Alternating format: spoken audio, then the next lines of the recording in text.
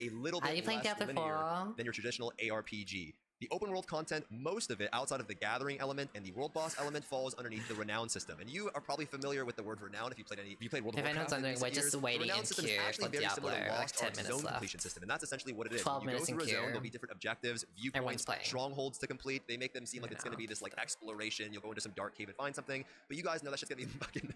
That's going to be min-maxed to all hell. There'll be guides everywhere. You're going to go around to altars of Lilith. You're going to go through these strongholds, go through these dungeons. Stronghold giving you the most renown to progress to the zone, and by doing that, you will then earn either character-specific progression or account-wide progression like skill points, so that when you make a new character in the future, it will be a little bit easier.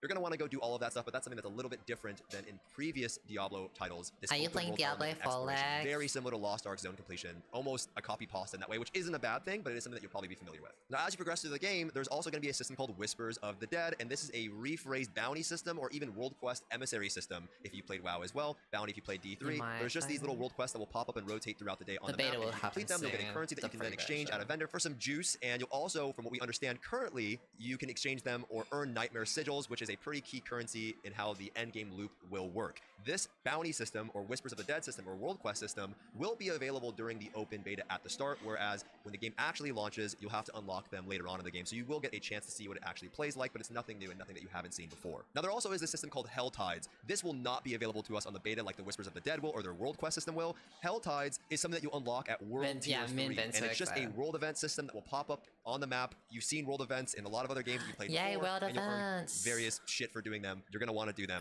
Now, previously, I also mentioned Nightmare Sigils, and this is where, like, the real, I would say, endgame loop begins. In Diablo 4, Nightmare Dungeons and dungeons are essentially rifts from Diablo 3 and maps from Path of Exile. Rather than being a portal that you go through or you talk to an NPC, it'll be a physical place in the world, and with your Nightmare Sigils, you can upgrade the difficulty of these dungeons. You will have been through most of these dungeons already to unlock renown in the specific areas, but they will be enhanced versions of that, and depending on the Nightmare Sigil that you use, the different tier of Nightmare Sigil that you use is how many affixes will be apparent in that dungeon. And I think that's why some people are drawing the comparison to World of Warcraft. I don't see the comparison there. It's similar to what you've seen in the past. The higher difficulty tier of the dungeon that you do, the better loot that you will receive, the more dust that you have, and you exchange with the vendor, the more gold that you have, the dungeon, or the better tier of Nightmare Sigil you will get, the harder the dungeon. Diablo 3, the difference is that in D4, it's a physical place, and there are also going to be monster types, specific monster types, 1 to 2 depending on the dungeon that is apparent in that dungeon, and monster types in Diablo 4 have a higher chance of dropping specific types of gear. So if you're looking to target a specific item or an item slot, you might go to try to farm a dungeon to receive that pair of pants, weapon, shoulders, gloves. You get the point, right? And that really is the end game loop to Diablo 4. It's going to be doing these world events that pop up, doing these bounties that pop up, and then just spamming rifts or spamming Nightmare Dungeons. And that is really what they haven't really been talking a lot about, but that is going to be the end game loop. Now, I actually have a lot of friends that are pretty big into ARPGs, and I've been doing a lot of browsing, and many people are worried about the restrictions of the trade, the simplification of itemization. Adding in these extra MMORPG elements takes a lot of time. Adding in these open world elements, these world bosses, and those aren't the things traditionally that people play ARPGs for. But for someone like me that's just more of an MMORPG Andy, I don't really notice all of that shit. In fact, I don't really care, and I know I'm going to have a good time with my friends anyway, and I like a lot of these elements being added into the game because it's just a type of game it's giving Lost Ark. And so really, this is the gamble that Blizzard is taking with